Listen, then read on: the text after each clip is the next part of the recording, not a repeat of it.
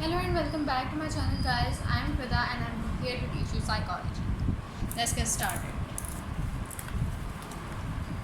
आज जो हम डिसऑर्डर पढ़ रहे हैं वो है eating disorder. Eating disorder basically eating से रिलेटेड है। अब इसमें क्या है, साइकोलॉजी से कैसे रिलेटेड है वो अब हम पढ़ते हैं। Eating disorder refer to the condition in which the individuals appetitive behaviour is adversely affected. Appetitive यानी कि एपेटाइट से निकला है, एपेटाइजर, जिस तरह ये सारे वर्ड्स हैं वो एक ही आप करें कि जनरल में आते हैं, लेकिन मेन लिंक जो इनका है वो खुराक से होता है। आपके अगर खुराक लेने के अंदाज में बहुत ज़्यादा चेंज आए नेगेटिव वे में, then it is eating disorder. These disorders generally relate to the individual's eating habit, और ये डिसऑर्डर बेसिकली इंडिविजुअल की ईटिंग हैबिट्स यानी कि उसकी खाने की आदत से रिलेट होता है। The individual Yeats either too much और टू लिटल। या तो इंडिविजुअल बहुत ज़्यादा खाना शुरू कर देता है या बहुत ज़्यादा कम, but throws up food immediately. लेकिन दोनों ही सूरतों में वो खाने के बाद फ़ौरन उसको वॉमिट करके कहते हैं, यानी कि थ्रो अप कर देते हैं, यानी कि वॉमिट करके उसको निकाल देते हैं अपनी बॉडी से। आफ्टर ईटिंग अ मील और tries to mitigate the effects of eating in some other way.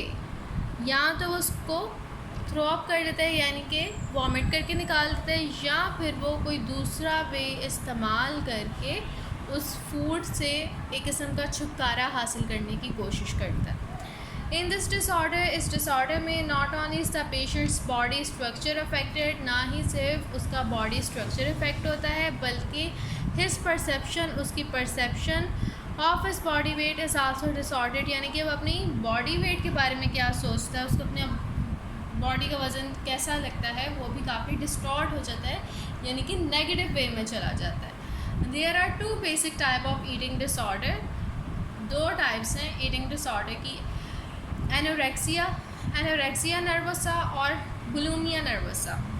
Anorexia nervosa में होता है कि लॉस ऑफ एपेटाइट, यानी कि आपको भूख नहीं लगती, और नर्वोसा यानी कि इमोशनल कॉज की वजह से आपको भूख ना लगना जो है वो एनोरेक्सिया नर्वोसा है।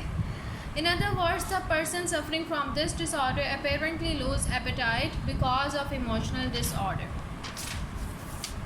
इमोशनल फैक्टर इसके तो कुछ भी हो सकता है। आपको कोई टेंशन हो सकती है या कोई ट्रॉमा वगैरह हो सकता है। अगर आप उसकी वजह से खाना ना खाएं, आपको भूख ही ना लगे, then it is anorexia nervosa. Symptom इसके ये हैं, the most important symptom of this disorder is that the patient sheds his weight drastically, कि पेशेंट का जो वज़न है वो ड्रास्टिकली यानी कि बहुत ज़्यादा एकदम से कम हो जाता है।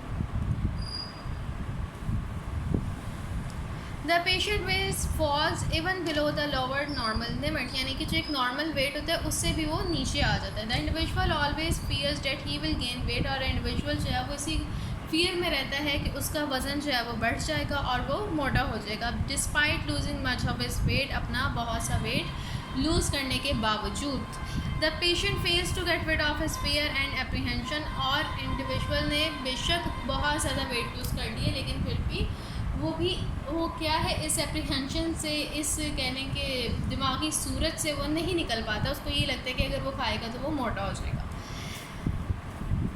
Such people have a very distorted image of their body and weight. ऐसे लोगों का अपनी बॉडी और वेट के बारे में बहुत ही गलत ख्याल होता है। They think they are very fat, उनको लगता है कि वो बहुत ज़्यादा फैट हैं। When others try to convince them, और अगर दूसरे लोग कोशिश करते हैं उनको कन्विंस करने की that they are not fat, कि वो फैट नहीं हैं, such people use different criteria। तो such people यानी कि ये जो पेशेंट है वो यूज़ करते हैं, ये क्राइटेरिया यूज़ करते हैं और टेक्निक्स वगैरह यूज़ करते हैं टू इवेल्यूएट देयर वेट, अपने वेट को इवेल्यूएट करने के लिए, एंड बॉडी शेप, और बॉडी शेप को यानी कि वो डिफरेंट तरीके निकालते हैं कि देखो ये जो वज़न है ना, इस क्राइटेरिया के मुताबिक मेरा वज़न अभी भी बहुत ज़्यादा इतना होना चाहिए। They weigh themselves again and again, और वो अपना वज़न बार बार करते हैं। Measure different parts of their body, अपने डिफरेंट यानी कि बॉडी के डिफरेंट हिस्सों को जो है ना मैयर भी करते हैं। और consistently use a full length mirror, और फुल लेंथ मिरर को यूज़ करते हैं और सोचते हैं कि वो कितने ज़्यादा फैट है। The diagnosis of this disorder is basically based on determining when the individual lost his standard normal weight and became underweight. Diagnosis जब इसका बेसिकली स्टार्ट होता है वो तब होता है जब इंडिविजुअल जो है वो नॉर्मल वेट से भी नीचे यानी कि नीचे आ रहा था और उसका वेट अब अंडर वेट में आता है। It has been observe that 85% underweight people believe themselves to be the normal weight. 85% people जो कि अंडर वेट हैं वो अपने आप को समझते हैं कि वो अंडर वेट नहीं है बल्कि वो नॉर्मल वेट में आते हैं। One of its cause is thought to be different statistic about normal or standard weight presented by various insurance companies or pharmaceutical companies। और इसकी वजह ये होती है कि different pharmaceutical companies और insurance companies ने जो बनाया होता है कि ये जो है ये ideal weight है, ये इससे कम जो है वो इनको पतली पतली लड़कियाँ पतले पतले लड़के लेके कहते हैं कि जी ये आइडियल वेट है। तो उसके मुताबिक उनके जहन में ये होता है कि हम अंडर वेट नहीं है बल्कि हम बिल्कुल नॉर्मल वेट में आते हैं। एनोरेक्सिया नर्वसा में ये है कि आपको भूख नहीं लगती इमोशनल कॉज की वजह से। आगे है any one standard weight, 1 minute। Any one standard weight can not be apply to every person of any age and height. किसी का भी स्टैंडर्ड वेट जो है आप उसको अप्लाई नहीं कर सकते हर एज पे, हर हाइट पे। The measurement of a person weight has to be based on his age, physical structure and history of his weight. किसी भी पर्सन का जो वज़न है उसकी मेजरमेंट की जो बेस है वो होनी चाहिए उसकी एज पे, उसकी फ़िज़िकल स्ट्रक्चर पे और उसके वेट की हिस्ट्री क्या रही है। ये बहुत इम्पॉर्टेंट लाइन है, ये MCQ में आती होती है। और उसके अलावा आपको नॉलेज के तौर पे भी पता होना चाहिए कि वेट जो है किसी भी पर्सन का वो किस बेस पे होना चाहिए, उसकी एज पे, उसकी फ़िज़िकल स्ट्रक्चर पे और हिस्ट्री ऑफ हिज वेट पे। हिस्ट्री ऑफ हिज वेट यानी कि पहले सालों में उसका कितना वेट है। कॉज ऑफ लो वेट यानी कि कम जो वज़न है उसका कॉज क्या होता है, उसकी वजह क्या होती है।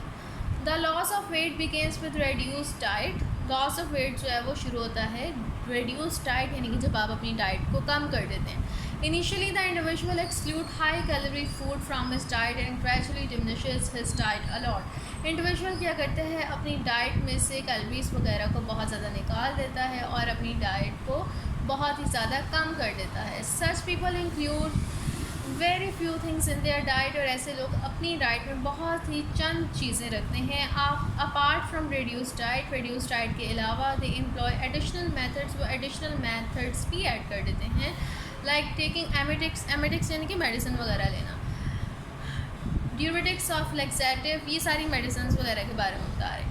सेल्फ इंड्यूस्ड वॉमिटिंग और अपने आप को खुद से वॉमिट करवाना। डूइंग टू मच एक्सरसाइज, बहुत ज़्यादा एक्सरसाइज करना टू रिड्यूस वेट, वज़न कम करने के लिए।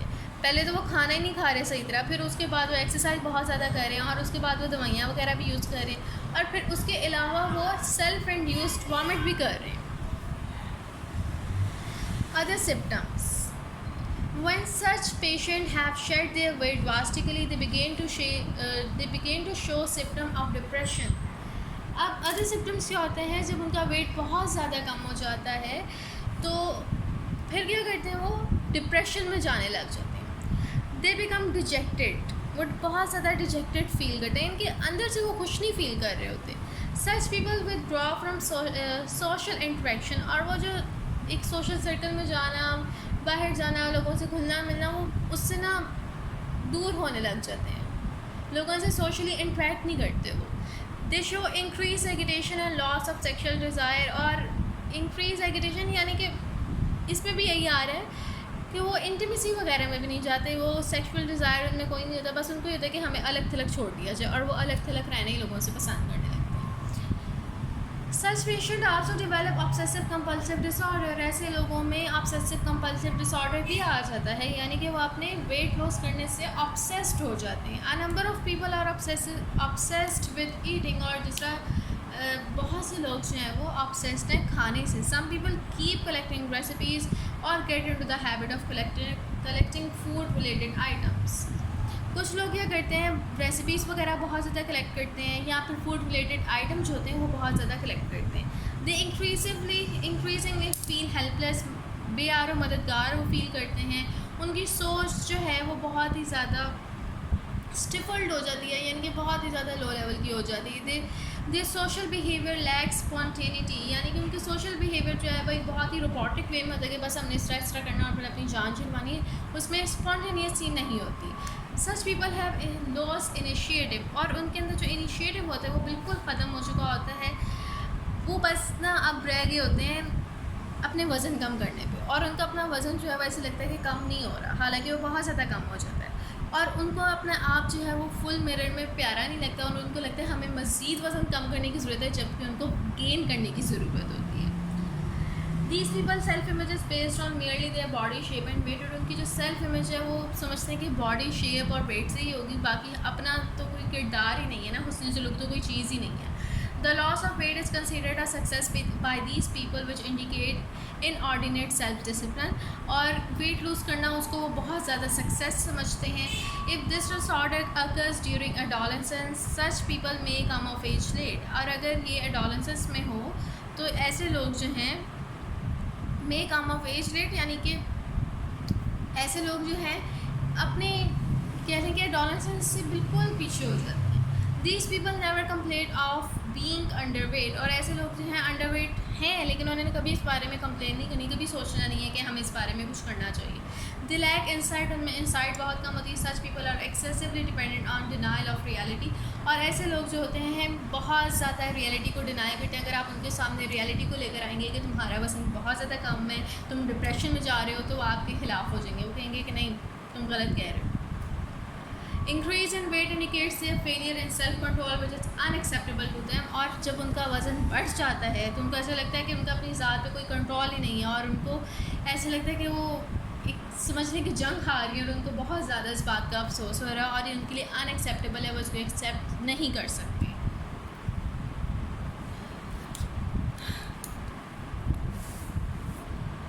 अच्छा जी, मेडिकल एंड फिज़िकल सिम्टम्स भी हैं इसके अंदर ये है कि उनको मेडिकल और फिज़िकल सिम्टम्स में होते हैं, उनको कॉन्स्टिपेशन होती है, स्टमक एक, उसके अलावा स्लीपलेसनेस, और ये सारी चीज़ें होती हैं, और उनको ठंड भी बहुत ज़्यादा लगती है। फिर उसके बाद है दे लैक रेजिस्टेंट सिवियरली, यानी कि वो रेजिस्टेंस उनके अंदर कोई नहीं होती, जो कह रहे हैं बस कर लिया।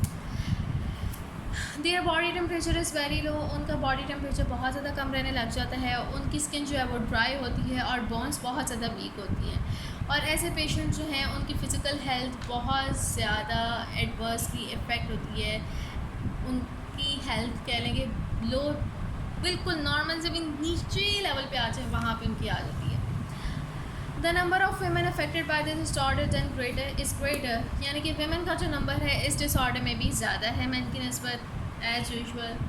The incidence of this disease is relatively high in America, Canada, Europe, Australia, Japan, और इस ये जो डिसीज़ है उसका incidence America, Canada, Japan, Australia, Europe में ज़्यादा है। New Zealand and south Africa, New Zealand में भी ज़्यादा है, साउथ अफ्रीका में भी ज़्यादा है। Expert believe it to be a special gift of industrial society, experts का ये कहना है कि ये इंडस्ट्रियल सोसाइटी जो है उसका दिया हुआ एक तोहफ़ा है। 70% of anorectic patient recover completely, but the complete recovery involves 6 to 7 years of treatment. Otherwise, this disorder is more likely to strike the patient again. वो कहते हैं 70% जो हैं वो रिकवर कर लेते हैं कम्प्लीटली, बट उनकी कंप्लीट रिकवरी जो है वो 6 से 7 साल के अंदर होती है। वरना क्या होता है कि हो सकता है, ज़्यादा तो बल्कि ये होता है कि डिसऑर्डर जो है वो दोबारा से उनके अंदर आ जाता है। नेक्स्ट है ब्लूमिया नर्वोसा। अब यहाँ पे वीडियो जो है ना लंबी हो गई है काफ़ी, तो इसको मैं यहीं पे ख़त्म कर रही हूँ। तो पार्ट 2 में मैं आपको ब्लूमिया नर्वोसा बता दूँगी, और ये टॉपिक भी फिर ख़त्म हो जाएगा। सो उम्मीद है आप लोगों को समझ आया होगा। और अगर आप लोगों ने कोई टॉपिक समझना है तो आप कमेंट सेक्शन में बता दें, तो मैं आप लोगों को समझा दूँगी वो topic. Till then, Allah Hafiz guys, and see you in another video. Like, share and subscribe my channel.